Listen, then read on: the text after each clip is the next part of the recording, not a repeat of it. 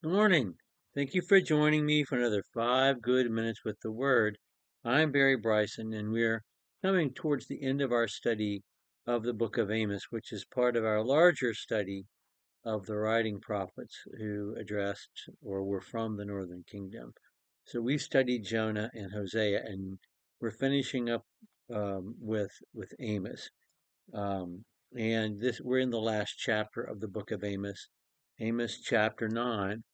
The first half of the chapter is the last of the visions that he saw. That is usually grouped with the plumb line and the summer fruit and those other visions. I think this is different, and I think those others uh, form a smaller group.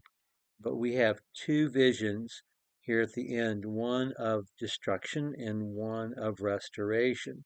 And it's on that brief but wonderfully positive note that the book of Amos ends.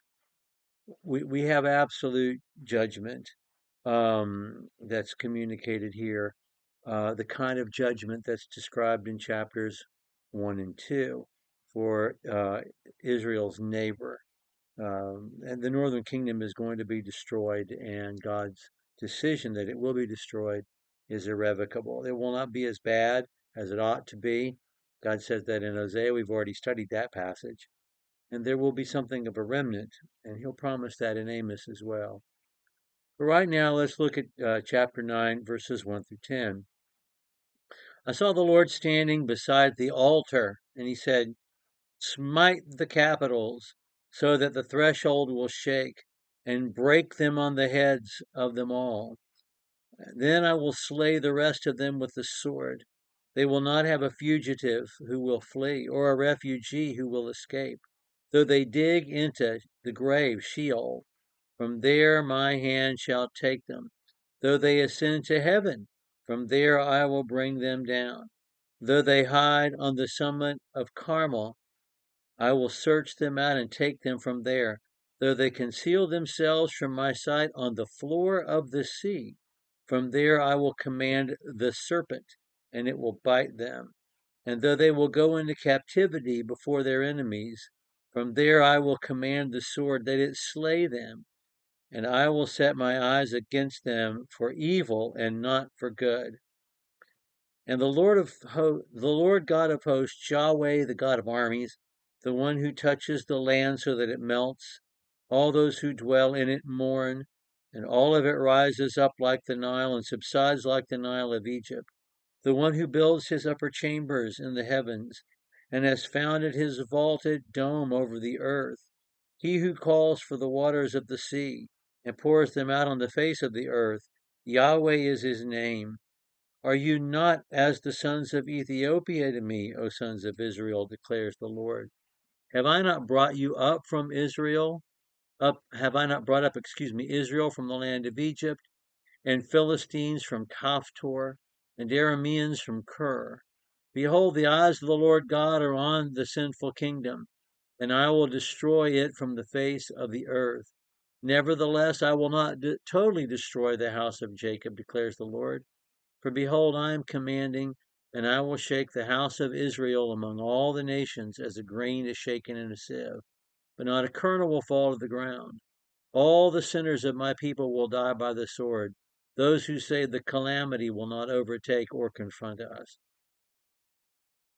Remember, times are good, but it's only a matter of a few decades, 2 or 3, before all these things are going to be fulfilled. So the clock is ticking. Uh, the Lord is standing beside the altar. What altar? The altar in Jerusalem, the altar at Bethel, the altar in heaven. John in the Revelation describes an altar in heaven, and beneath that altar, the spirits of the martyrs are residing. Um, we're not sure. I tend to think the altar in heaven, because God is presented here as transcending the universe. There is the vaulted dome over the earth. That's the universe. God is beyond it, and he's presented as beyond it. His chambers are beyond. our universe. He made this habitat for us. He's not contained by it. And so I think he really is seeing an image of heaven, not unlike John sees in the Revelation. And God's message from the altar is smite the capitals. This is capitals plural. And it seems to me that he has in mind not only the northern kingdom, but also those other kingdoms that he's mentioned.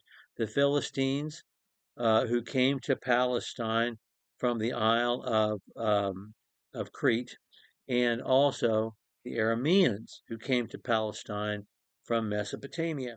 And they're all going to be destroyed in the oncoming invasion, the invasion of the Assyrians.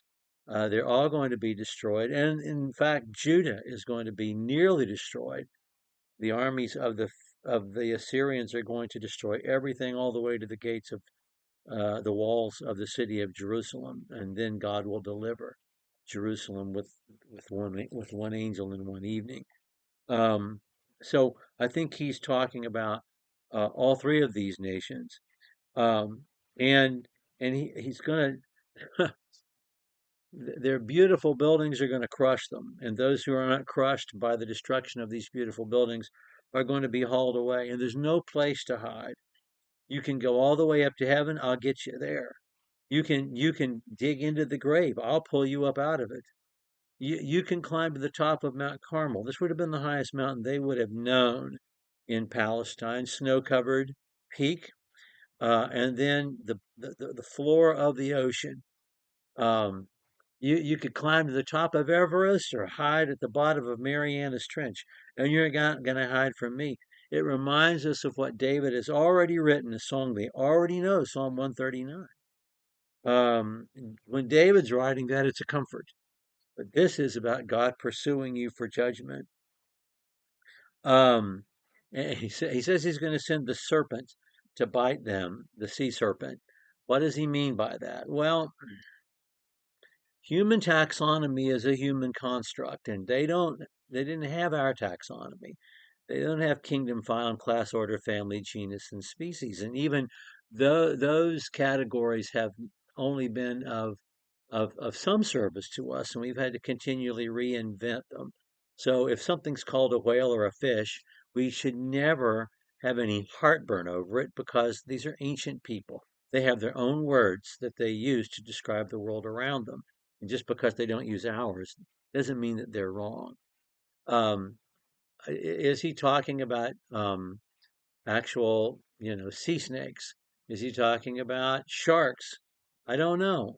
I do know this. Have you ever looked at the animals, the sea life that lives by in the bottom of the ocean, where the sun doesn't reach? They are frightening. Those animals with these huge jaws and teeth and bioluminescence, they're scary. They're monstrous. They are monstrous. They really, really are. And so I don't know. And I'm not going to try to identify what he means by the serpent, but you get down there, you don't want to see the life that's down there either. And I made it, and I can command it. And that's what God is communicating. Are you not as the sons of Ethiopia? This is the farthest south they can go, they know about. Below Egypt, below Cush, you know, down into equatorial Africa. Um, that's as far flung as they can imagine in the world that they picture, and it's just another image of them being thrown away, being flown, flung away from where they're living, from the place that God had given to them, and this judgment is going to be absolute for the kingdoms, not for individuals, and not for all their descendants.